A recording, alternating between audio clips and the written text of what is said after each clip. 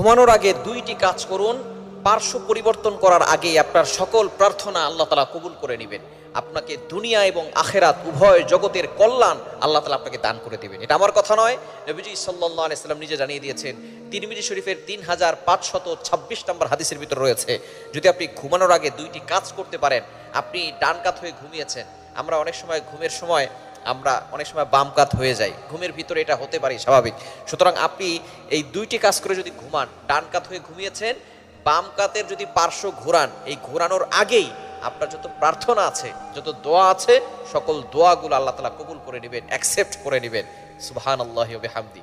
আপনি কল্পনা করতে পারছেন আপনার পার্শ্ব পরিবর্তনের আগেই আল্লাহ তাআলা আপনার গুনাহ খাতাগুলো ক্ষমা করে দিবে। শুধু তাই নয়, আল্লাহ তাআলা আপনার দোয়াগুলো অ্যাকসেপ্ট করে নেবেন। কি কাজ করবেন? নাম্বার 1, এক নাম্বার হচ্ছে ঘুমানোর আগে ওযু করে ঘুমাবেন। নবী সাল্লাল্লাহু আলাইহি ওয়াসাল্লাম নিজে জানিয়ে দিয়েছেন, এটা তিরমিজি শরীফের 3526 নম্বর হাদিসে রয়েছে। এক নাম্বার হচ্ছে ওযু অবস্থায়, পবিত্র অবস্থায় ঘুমানোর চেষ্টা করবেন। নবীজি সাল্লাল্লাহু আলাইহি ওয়াসাল্লাম জানিয়ে দিয়েছেন, যে ব্যক্তি ওযু অবস্থায় পবিত্র হয়ে ঘুমায়, আল্লাহ তাআলা তার জন্য একজন ফেরেশতা নিযুক্ত করে দেন। এই ফেরেশতা তার জন্য দোয়া করতে থাকে পরবর্তী ফজর পর্যন্ত। এই দোয়া তার জন্য এমন ভাবে দোয়া করতে থাকে, ওই বান্দার সকল গুনাহ আল্লাহ পাক রব্বুল আলামিন ক্ষমা করে দেয়। বলেন সুবহানাল্লাহ। কেন বাজিদ দেন? আপনি কল্পনা করতে পারছেন, ওযু করে ঘুমালে আপনার জন্য একজন ফেরেশতা নিযুক্ত করে দেওয়া হবে। এই ফেরেশতা শুধু আপনার জন্য দোয়া করবে বিষয়টা এমন নয়, আপনাকে প্রটেক্ট করবে দুনিয়ার সকল শক্তি থেকে। অনেক সময় মানুষের দুশমন হয়ে যায়, মানুষ শয়তান বলেন, জিন শয়তান বলেন, যত ধরনের দুশমনী আছে, কোনো কিছু আপনাকে ক্ষতি করতে পারবে না। এই ফেরেশতা আপনাকে প্রটেক্ট করবে, হেফাজত করবে আল্লাহর অর্ডারে। সুতরাং এক নাম্বার কাজ হচ্ছে ওযু করে ঘুমাবেন। নাম্বার 2, দ্বিতীয় নাম্বার কাজ হচ্ছে আল্লাহর জিকির করবেন।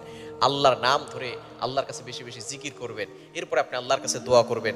আপনি পার্শ্ব পরিবর্তন করার আগেই আপনার দোয়া কবুল হয়ে যাবে। অন্য হাদিসের ভিতরে এসেছে, কোন দোয়াটি, কোন আল্লাহ তাআলার গুণবাচক নামটি বেশি বেশি পড়বেন, সেটা হচ্ছে ইয়া জাল জালালি ওয়াল ইকরাম।